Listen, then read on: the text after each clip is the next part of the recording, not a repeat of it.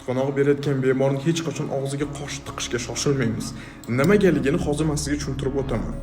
Birinchi o'rinda bemorni yonbosh holatda yotqizasiz. Bunda siz nafas olishining bemalol erkin bo'lishiga yordam bergan bo'lasiz. E'tiborliroq bo'ling, bemorning atrofida hech qanday yot jismlar bo'lmasin. Qattiq jismlar yoki bo'lmasam elektr energiyasi bor bo'lgan kabellar bo'lmasin. Agar bunday holat bo'ladigan bo'lsa, uzoqroq joyga olib o'tamiz. Agar bunga bee'tibor bo'lsangiz, bemor o'zi bilmagan holatda o'sha qattiq jismlar yoki bo'lmasa tok bor, elektr energiyasi bor bo'lgan jismlarga tegib, ahvolni yanada chigallashtirishiga olib kelishi mumkin.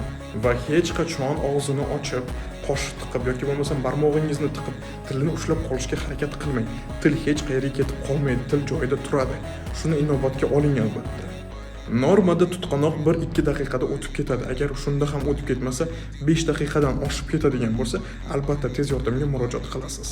Agar bu holat qaytalanaversa, ko'p bo'layotgan bo'lsa, albatta mutaxassislarga murojaat qilishingiz kerak bo'ladi.